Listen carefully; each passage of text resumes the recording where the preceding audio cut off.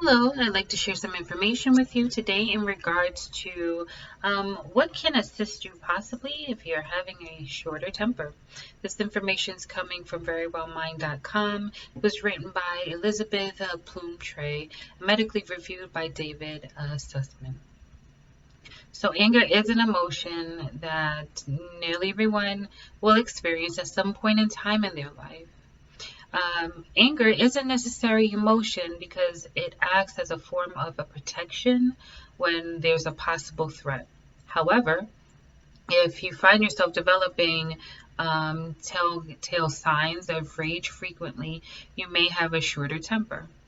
Um, for a short fuse, if you will, is a trait not too many people will line up to like to possess.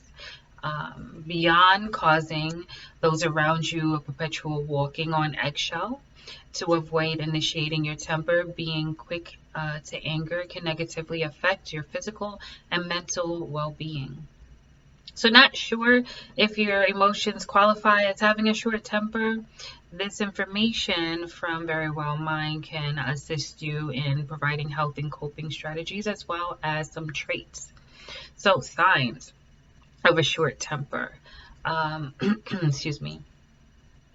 Uh, for example, shouting, squeezing nearby objects, even crying can be healthy ways of expressing your annoyance, your frustration. Um, and where short temper is on display, the anger is usually seen as a primal state, if you will. So a person may, if they're having a short temper, become easily irritated, feel their vision go blurry when upset, experience shortness of breath when they're angered, experience an increased blood pressure, having racing heartbeats when confronted by the source of the anger. So short temper is usually witnessed with very so little to no warning. It can be explosions of emotions at times, and sometimes this emotion can cause embarrassment for the person who is expressing the anger. So, how short temper affects well being? So, a person can possibly feel out of control. This behavior can lead the individual being open to social, physical, and even psychological concerns. And these difficulties can manifest in other ways. Some of those ways are social and relationship issues, um, can lead to manifesting those upset, aggressive, angered moments into public establishments. You may kind of be asked not to return back again. Um, Another sign that your anger has become problematic is noticing that people tend to walk on eggshells around you. So after a few outbursts, you notice that your friends, peers, colleagues choose their words carefully and appear to be on edge with interacting with you. That may be because they are afraid of triggering your anger. Because so many people can be weary of the temper or an individual's temper. Um, you may be denied the chance to experience your loved ones fully and unreserved. So there's also physical aspects to having more of a short temper, heavy breathing, pulsating veins.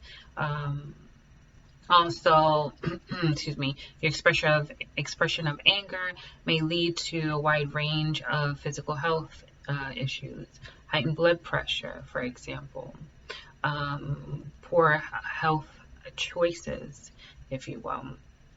Um, there runs a gamut of many medical conditions or symptoms that can be exhibited when a person has being short or has a short temper. So, with the physical, there's also psychological concerns. Um, an individual may be facing depression, often sadness, tiredness, a lack of interest in things that they previously enjoyed. Um, Anger may lead to possible anxiety. Again, this is not saying that it will. This is saying that there are factors in which the symptoms of symptomatic behaviors can lead to other mental health concerns. So how to cope with anger. Anger may be seen as unappealing after learning of the potential dangers it could potentially pose to your physical, social, mental health. And this emotion is necessary for your well-being as well. As joy and sadness, expression of anger over, a broken promise or something that may have gone awry, a lost opportunity. It is completely healthy and should be encouraged. However, if anger is frequently expressed, it can prove to be harm to yourself and to others. Learning to cope with emotion then becomes important. So how or what does that look like?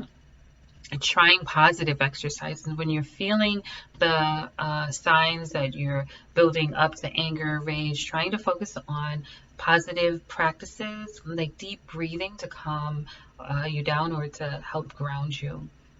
Supporting your breathing with soothing words can contribute to realigning yourself in a more calmer state. Repeating this exercise until you feel that those feelings of anger, aggression, frustration, irritation subdues can help prevent any outbursts or negative impacts. Also, reaching out to loved ones.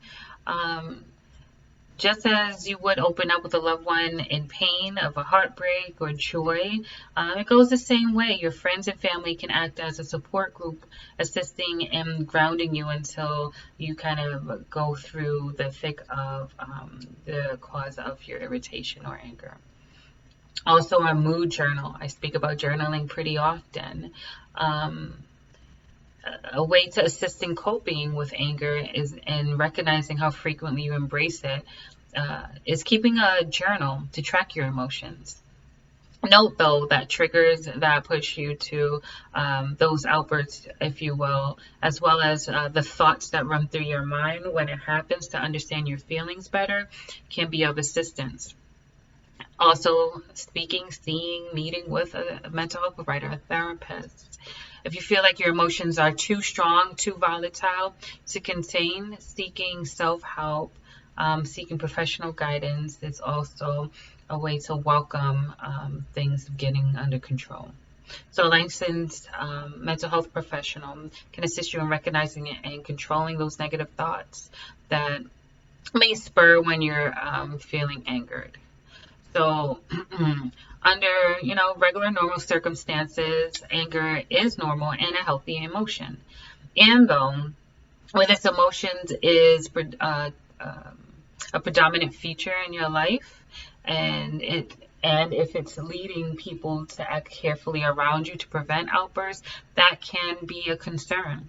While anger can be a powerful emotion, it is manageable.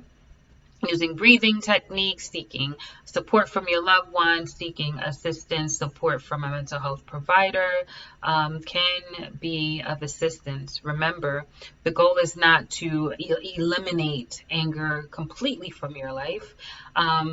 What it is working diligently and observing